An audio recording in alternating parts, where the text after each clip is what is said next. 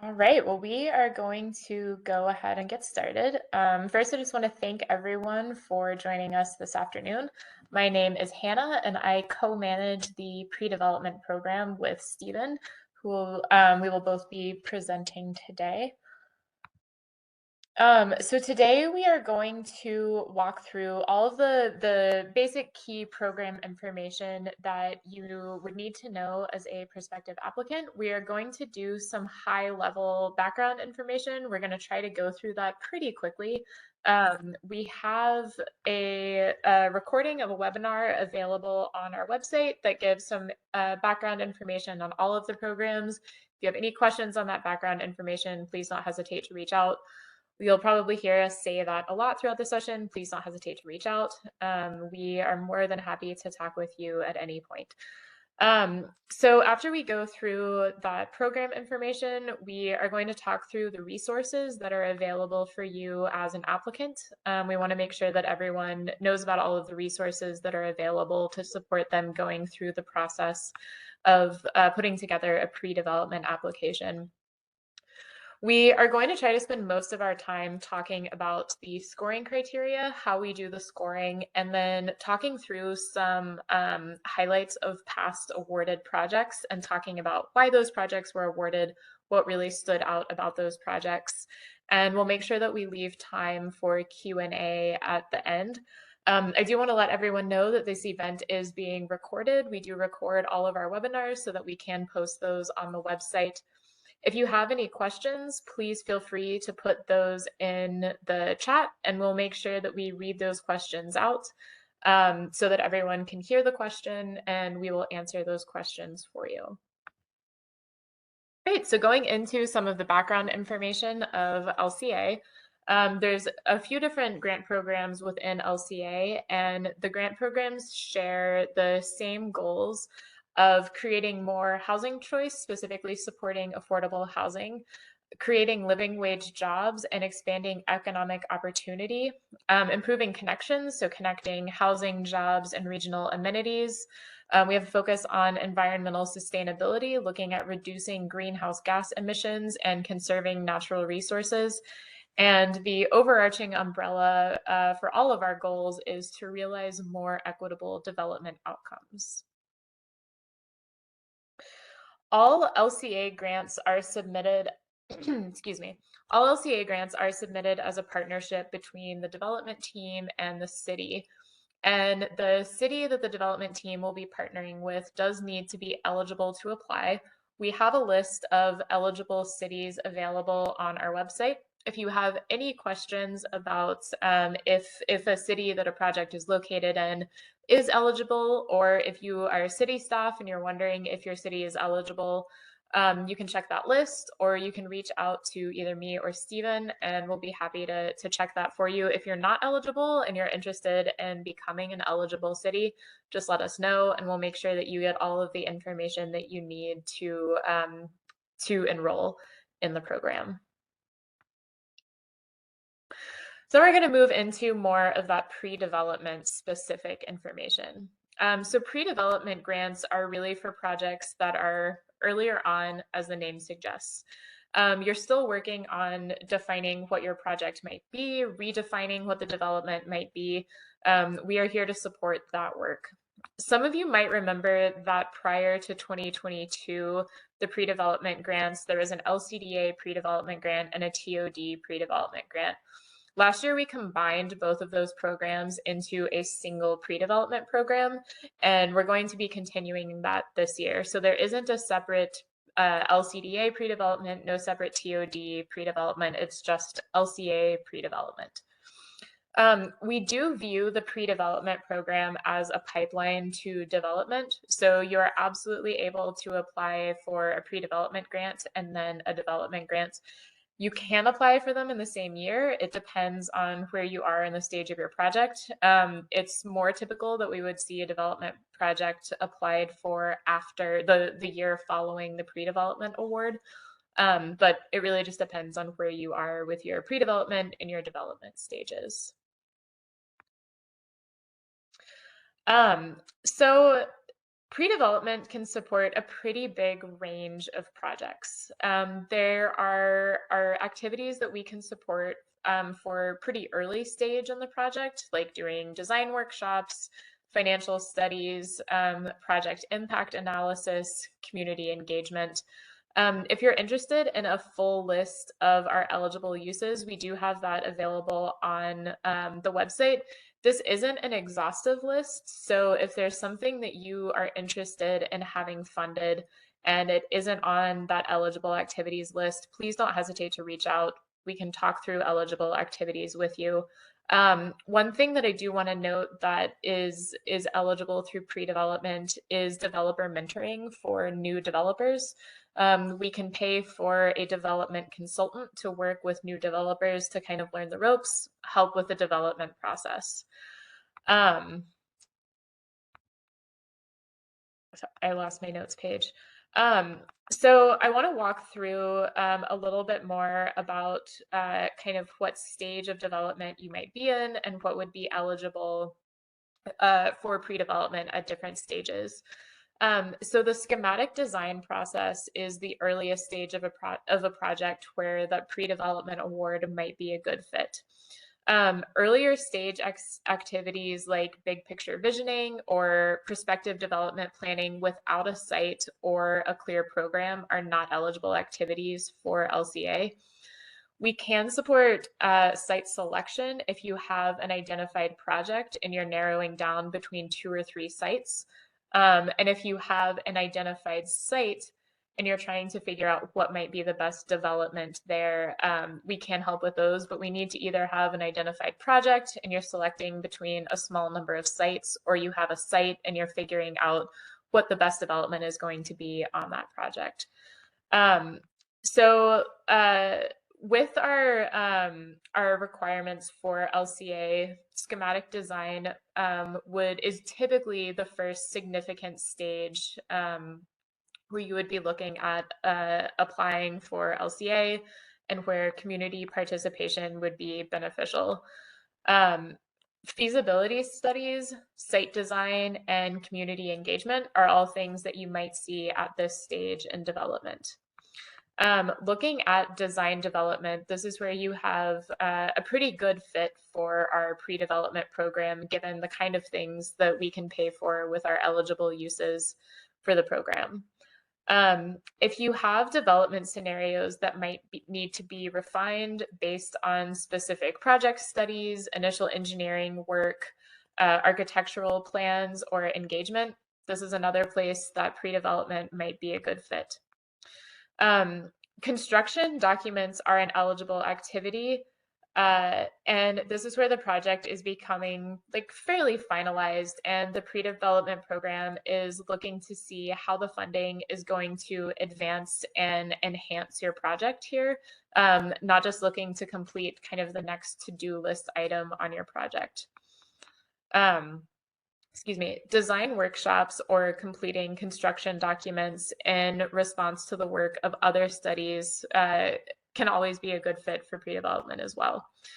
If you have moved past these stages and already have construction documents, or your project is pretty finalized and set, pre-development might not be a good fit for you. And at this point, you might be ready to look at LCDA or TOD development grant programs, which are offered once per year. Those are offered later in the year, and we'll have more information about those later on in the year, closer to the time when applications are open. So some key information for pre-development. There is a total of $2 million available for both rounds of pre-development. There's $1 million available in each round, and there's award limit of $300,000 for each city and each round. You can submit up to 6 applications in each round, and there is no limit to how much funding a given city can request in each round. So you could submit 6 applications in one round, $100,000 for each of those applications, but you can only be awarded $300,000 in each round per city. And we do the awards based on score. So we go through, look to see which projects have scored the highest and allocate funding accordingly. The pre-development grant terms are 2-year terms after the date of award. Expenses are only eligible after the date of award. So that's a really important thing to note as you're thinking about the timeline of your project. Anything, any work that you do before the grant is awarded will not be eligible for funding. So with the timeline, our first round of applications will be due on April 24th, April 21st. We are expecting awards to be finalized in June for round 1. Round 2 applications are due July 21st, and we are looking at September awards for the second round of funding.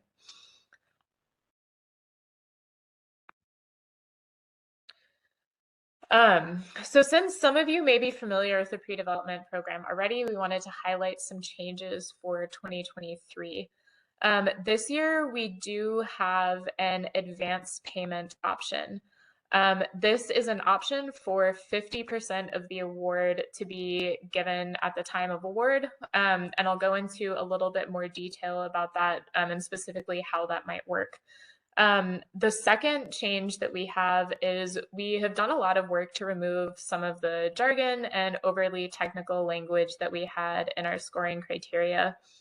The intent of the criteria is the same. We're scoring on the same things, but you might just notice that there are some language changes. We worked with our communications team to try to do a plain language review and make our scoring and our application questions just a little bit easier to navigate.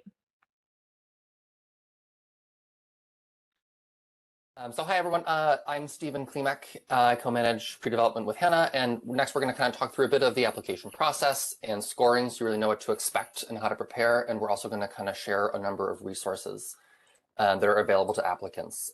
So to start out, this is really the overall application process. Again, as noted, LCA applicants are participating cities or counties who often work with private and nonprofit development partners. So as a result, the process will be slightly different for everyone depending on the project and what process each city has in place. In general, we recommend that interested project teams contact their city staff early to ask about applying to LCA. Or if you're a city and you want to work on a specific site, connect with those stakeholders and be prepared to coordinate that team. A note on that, several cities, including specifically Minneapolis and St. Paul, have a formal pre-application process to solicit potential projects and determine which applications they want to submit to LCA pre-development. Some of those deadlines have already passed, but again, contact your city planning department as soon as you can to work through all of that. So once a project is identified and a team has been assembled, city staff will start an application in our application portal web grants.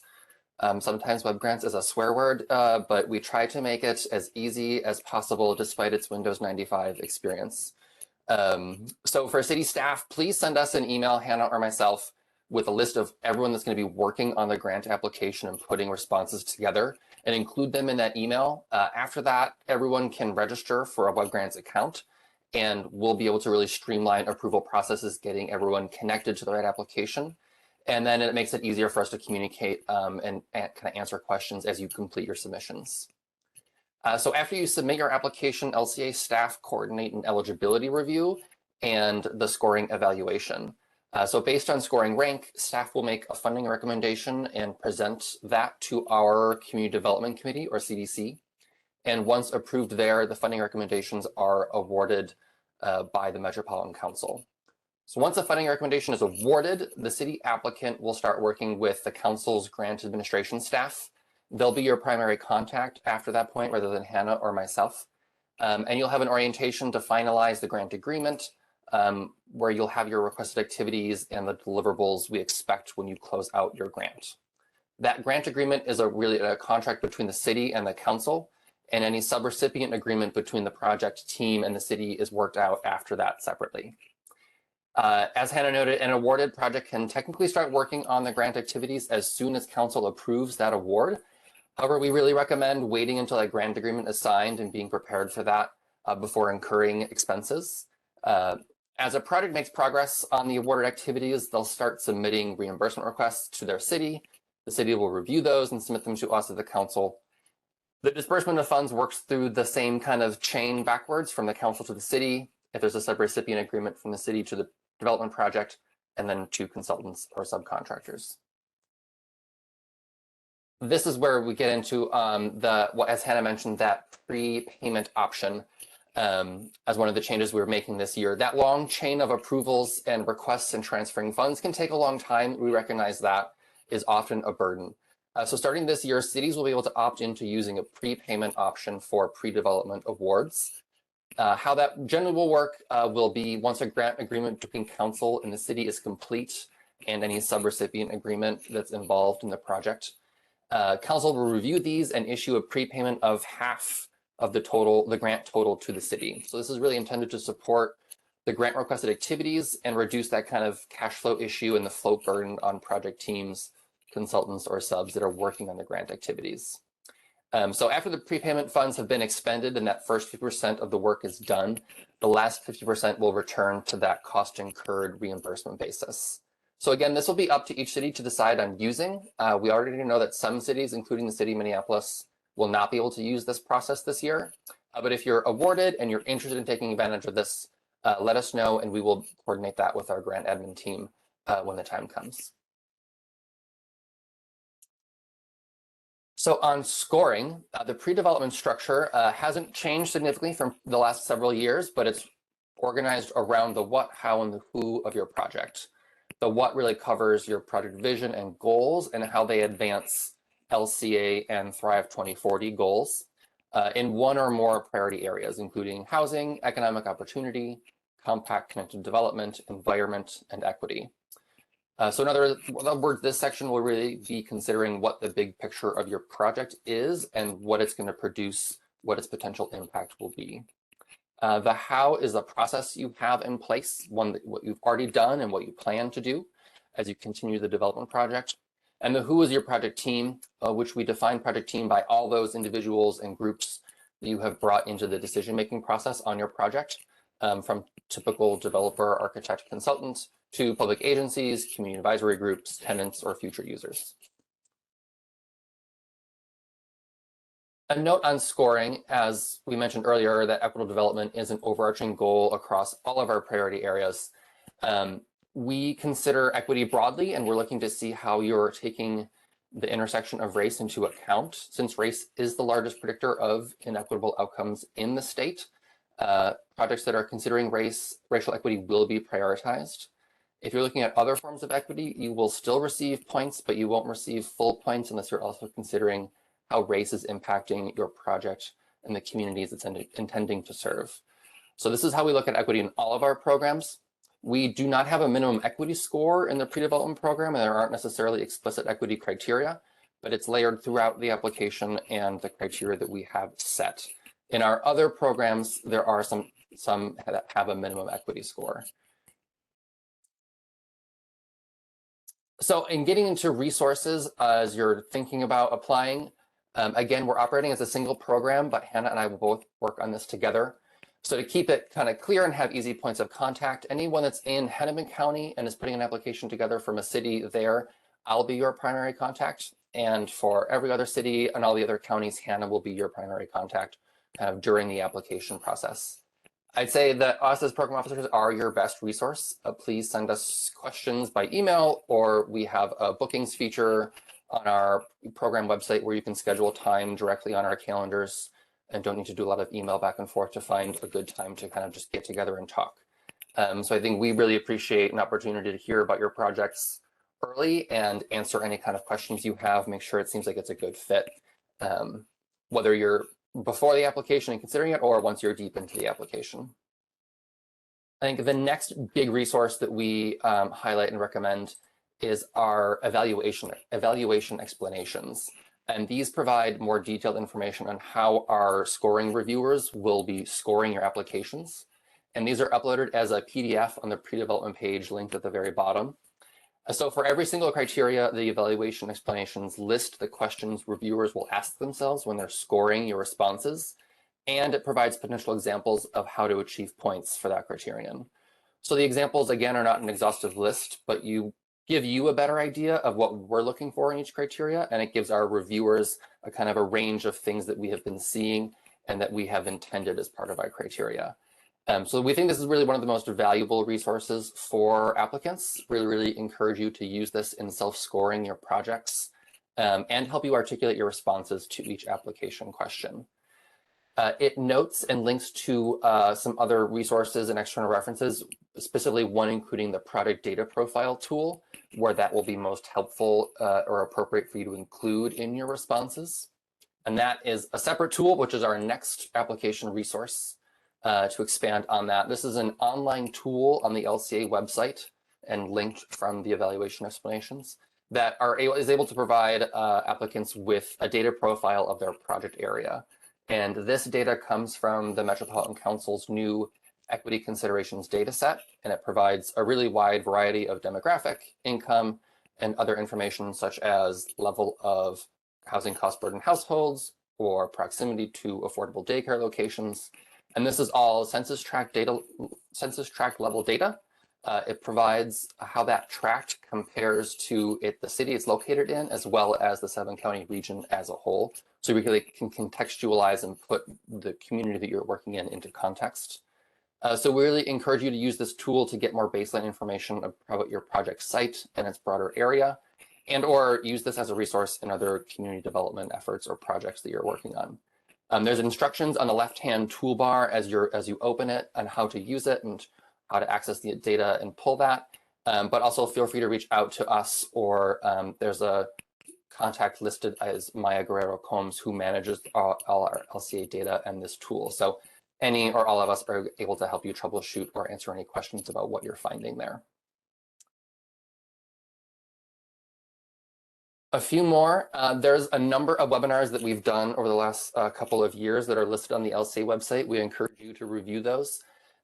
These include discussions with past applicants about how they have used pre-development funding and the program successfully for their projects, as well as some kind of topic area expert presentations on key evaluation categories like project process, equity, sustainability, and design. Two other things on our website that you can find, where you'll find the project data profile and the webinars on the Apply for LCA Grants page. This also has information on using web grants, registering, some tips and tricks for the quirks of how web grants works, tips for project teams and policy documents. And then lastly, on the left-hand bar, the link below that is our application or our resource library page. And this has a range of additional external references and resources that might be helpful for you as you develop your projects and consider your responses to LCA questions. So this is a quick overview of available resources. If you want more in-depth information or better understand how any of this might apply to you and your project, again, feel free to reach out and connect with us. And next, yeah, we're going to talk to a number of projects and highlight how they have been really competitive in our scoring process. And Hannah's going to get us started. And before we move into that, I want to note some questions that we have in the chat here. Applications will be due at 3 p.m. on the application date, and we are going to be releasing information about 2023 this year. And we have another question here about the need to have a developer as part of the team at the point that you apply.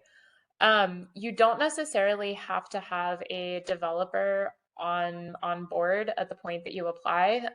One of the questions that we will be asking in your application is if you don't have your project team set yet, who are you going to be looking to hire? What are the qualifications you'll be looking for? How are you going to select a developer? But I also want to note in the question that was put here in the chat, there is an example about a master plan project that was done in the past where a consultant worked helping to plan an area of the city. Small area planning is not something that we can support through pre-development. We do have other planning grants at the council that are run through our local planning assistance team. The closest thing that we have is our policy development program, and we have a webinar coming up on Thursday to talk about the policy development program. But for pre-development, we are looking at a specific identified project rather than doing general small area planning. So moving into talking about example projects, we really wanted to focus on what stood out about these projects. So we have a handful of projects here that we're going to run through before the end of the session. So this project here is a project from Brooklyn Park. It was funded in 2021 to support a mixed-use project that would include food production, a small business incubator, and community space. The pre-development award that they received funded community engagement, site planning, soil testing, natural resource conservation planning, and developing and operating pro forma. What really stood out about this project was the goal of supporting businesses owned by residents of color, which was a goal that was identified by the Brooklyn Park EDA. The project team very clearly articulated why this was a goal and how this project was going to help achieve that goal that they had identified. Reducing racial disparities in economic opportunity was kind of the driving force for this project.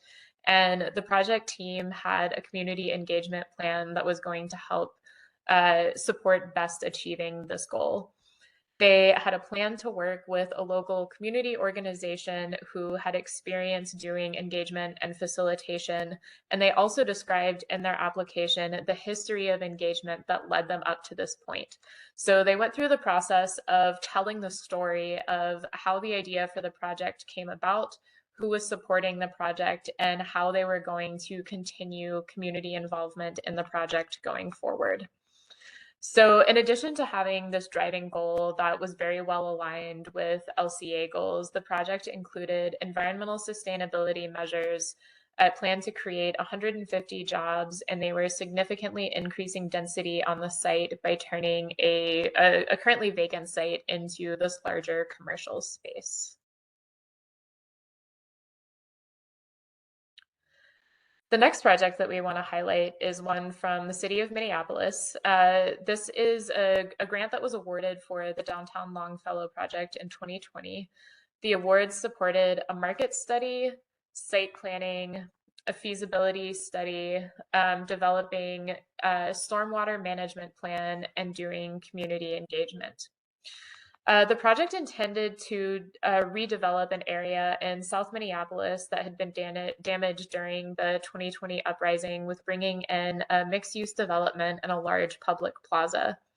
The final project was going to include affordable housing, improvements to the public realm for people to walk, bike, roll, and gather in the area, and was also going to be increasing density in the area. So in addition to meeting these outcome goals that we set out in LCA, the project team was very intentional about bringing in multiple partners and thinking about the area and the development context as a whole. So they were considering how people were going to be traveling to and through the site and how the project was going to enhance existing uses surrounding the development site. So for this project, those intentional partnerships and the consideration of the project site are really what made this project stand out. The city and the development consultant worked closely with business owners to understand needs in the area and followed a neighborhood area vision for redevelopment that was created after the uprising.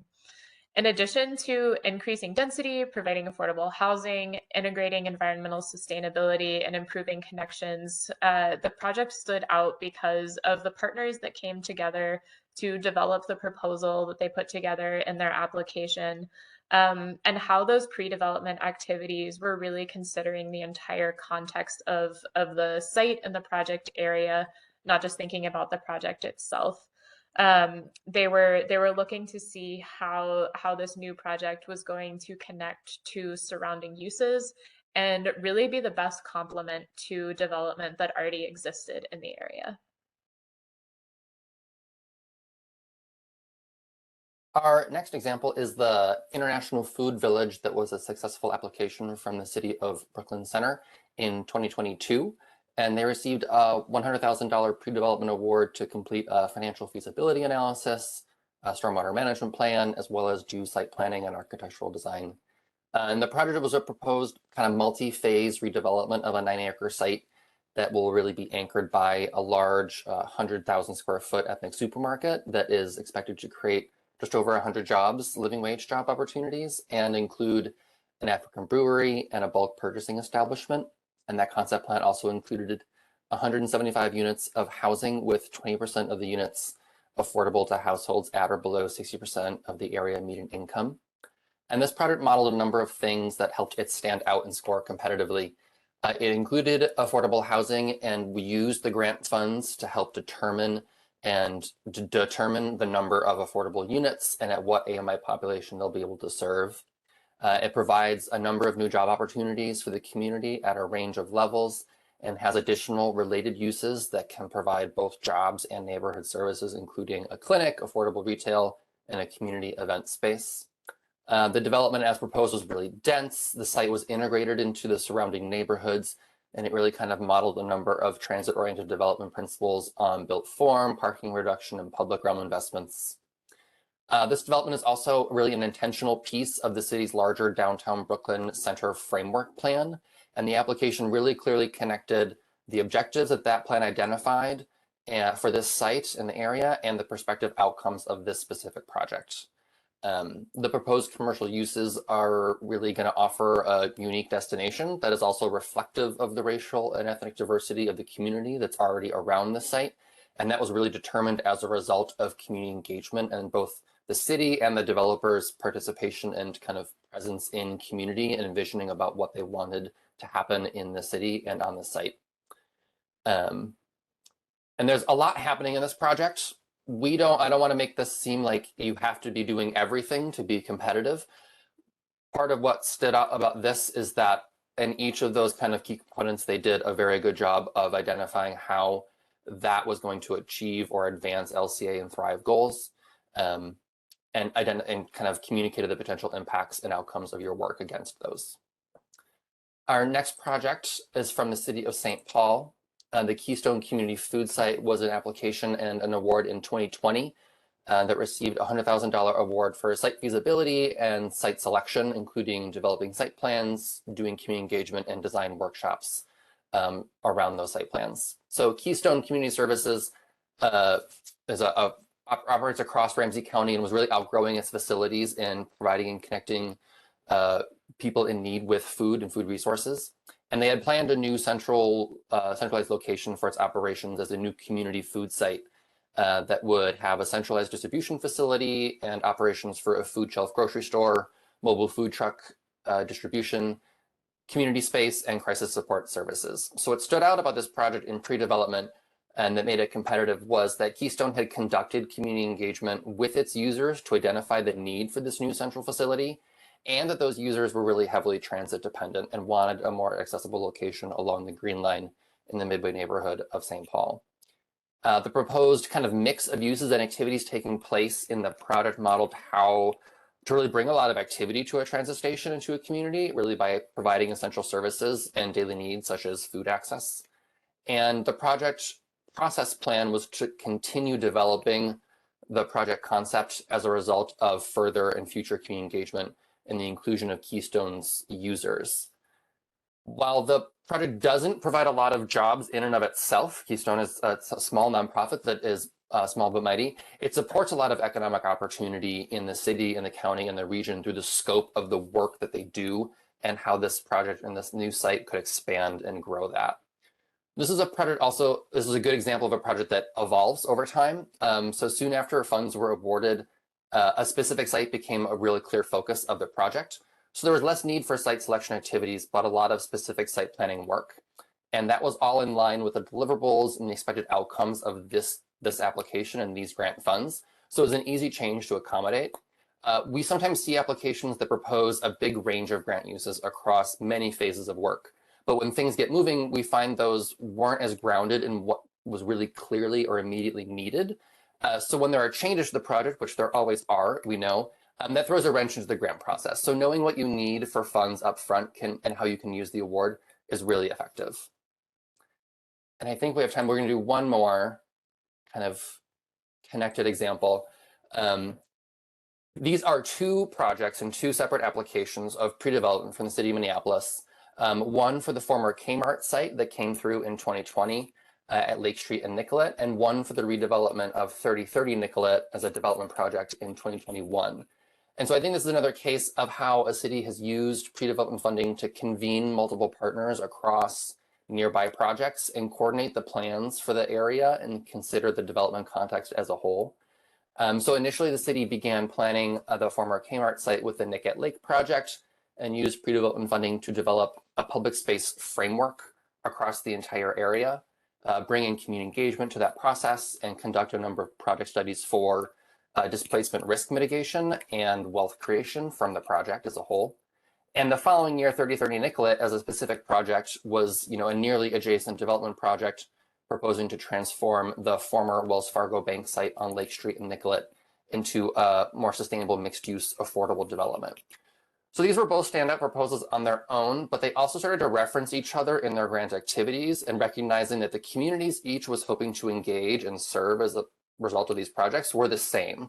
And that to really truly make their projects community-centric, they needed to coordinate those efforts and share findings. So both proposed, mixed-use developments with affordable housing and a depth of affordability in terms of area median income being served. Both really turned challenging sites and situations into assets through community participation and visioning. And both made real investments into public realm planning so that the results felt cohesive, connected, and reflected the community that was already there. And I think this is an example of how our programs can also be a pipeline to support projects across development stages. 3030 Nicollet was able to use pre-development funds to wrap up their planning work and then secured a TOD development grant to support their actual implementation that following year. So we do have some time left for Q&A. And one thing I just want to note as we were going through the example projects, a thread that goes through all of them is really looking at intention and being intentional in the project that you are putting together. And I've taken this from another organization, but it's my favorite way of describing how we're looking at your projects.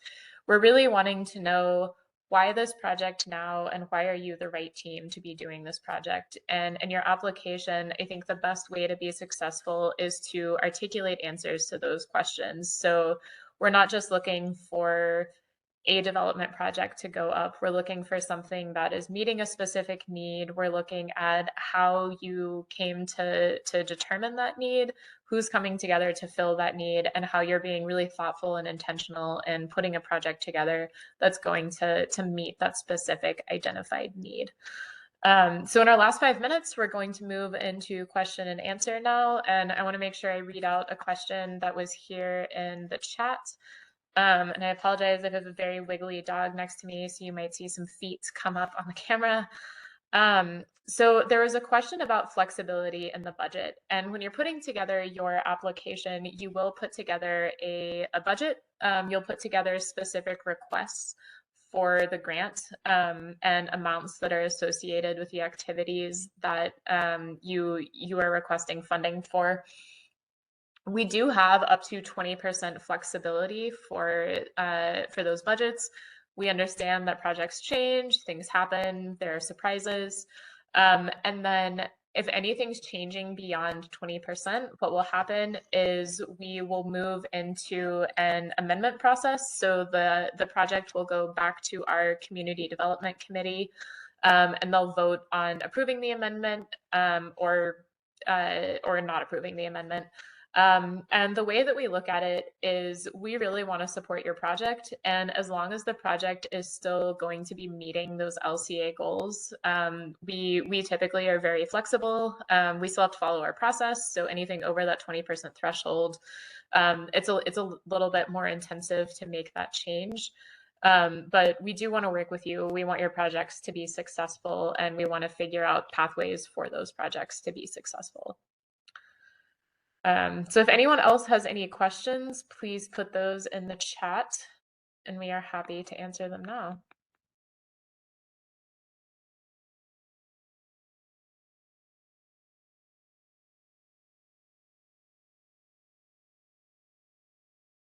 As we're waiting for some to come through, I have a frequently asked question I sometimes get, whether or not we score based on what you ask for funding for, or how much you should request for what. And in a number of ways, it doesn't fully matter. You can request $100,000 for just developer mentoring, and we have seen that. I think it should be scaled and effective. If there's something you're requesting funding for that's going to speak to how your project will advance or connect to an LCA priority, so environmental sustainability, if it's something the project hasn't been able to tackle and you're going to have funding, use the funding to do that, that could help you be competitive in that section as you talk about that. But we don't score based on what you're requesting the funding for or how much the request it is, as long as it's within the allowed limits.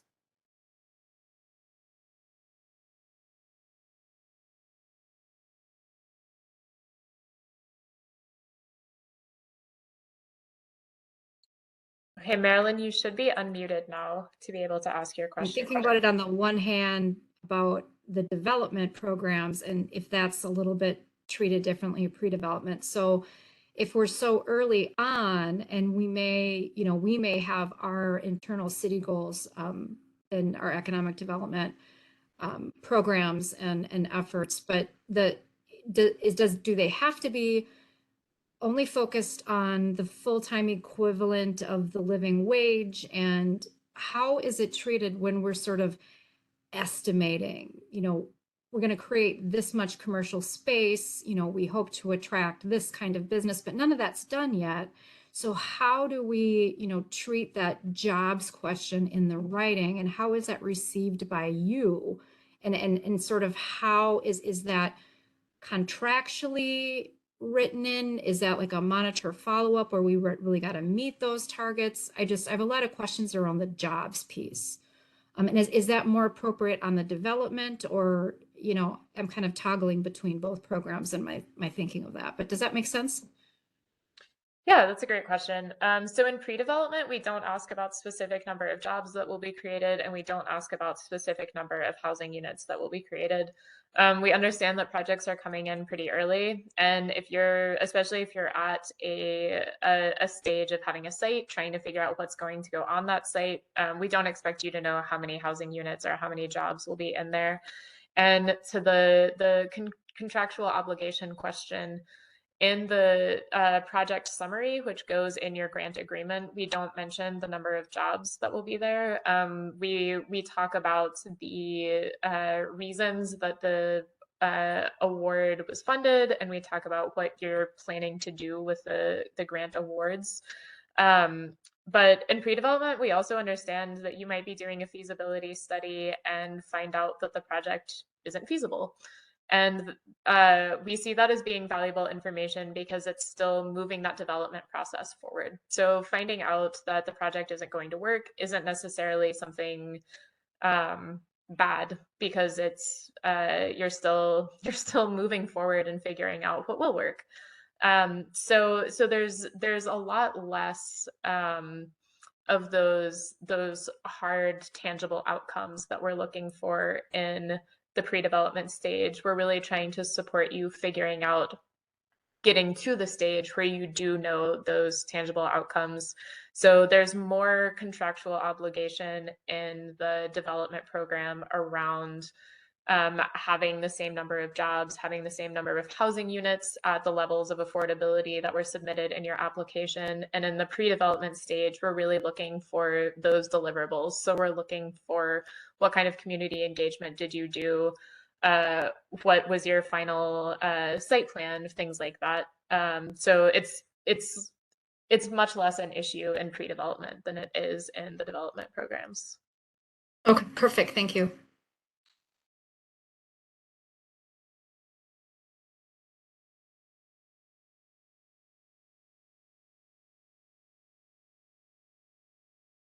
Great. Any other questions from folks? I think we're right about at time, but we are happy to stay on and take more questions if you have them.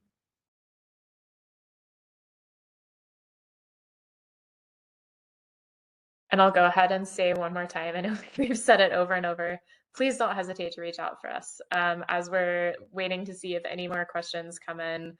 I put the bookings link in the chat. It makes it really easy for you to go in and just put a meeting on one of our calendars.